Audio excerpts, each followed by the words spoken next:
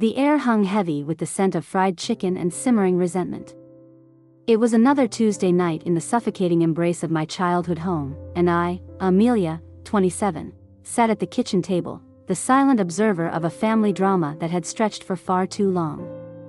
My father, a man whose pride had been crushed along with his business a year ago, was ranting about responsibility, while my mother, a woman who'd always been more comfortable in the spotlight than in the kitchen, just sighed. "Why are we so quick to ask Grandma for help?" my father's voice boomed, thick with exasperation. "We should be supporting ourselves." My sister, Beatrice, a woman who'd mastered the art of turning charm into a weapon, sat across from me, her face a mask of innocent confusion. "I'm trying to find a job," she said, her voice laced with a saccharine sweetness that grated on my nerves. "But it's hard, you know." "Hard?" I scoffed, my voice laced with a bitterness I couldn't contain. "I'm the one paying for everything, and you're just existing. Maybe you should get a part-time job, you know, like a normal person." Beatrice's smile widened. "Oh, Amelia," she cooed, her eyes shimmering with a crocodile's tears. "You know I can't handle a part-time job with my, delicate constitution." I clenched my fists. It was a game they'd been playing for years.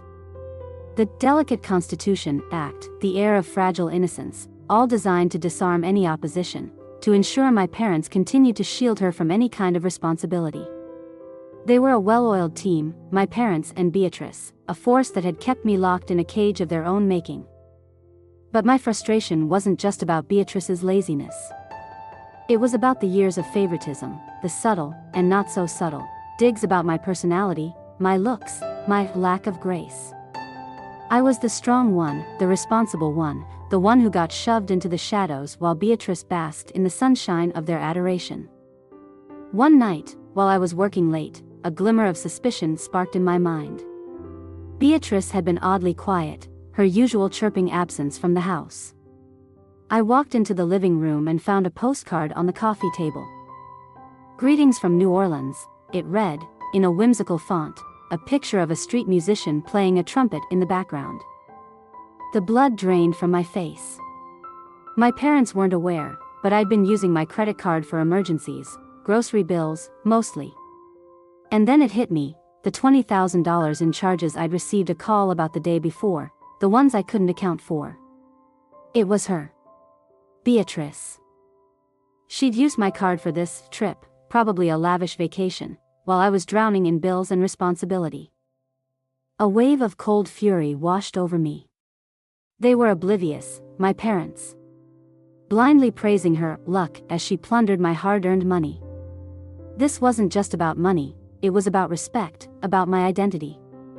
I was the one who'd been working, sacrificing, and carrying the weight of their expectations, while Beatrice, the golden girl, was dancing through life on my dime. I knew then that I couldn't just sit back and take it anymore. This time, I would fight back. It was time for a little Louisiana gambit. The next morning, I found a letter addressed to my mother. In it, I wrote about everything: Beatrice's fraudulent credit card use, her lack of employment, her constant drain on our family's resources. I exposed her for the manipulator she was, the parasitic princess hidden beneath the facade of innocence. But I needed more. I needed proof, concrete evidence that would expose her beyond any doubt. I started digging.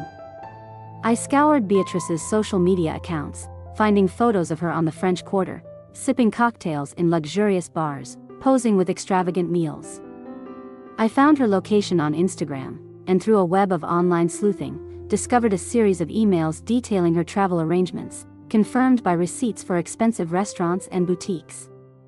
I knew my parents would never believe a simple letter, so I needed to present them with something undeniable, something that would force them to open their eyes to the truth.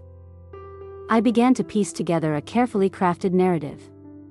I knew my parents were terrified of the past, of the dark secrets that clung to our family like shadows. I focused on those fears, on the unspoken truths, creating a story that would unravel their carefully constructed facade. I wrote an email to my father, pretending to be a worried friend of Beatrice, detailing a series of encounters with her in New Orleans, painting a picture of lavish spending and an air of reckless abandon.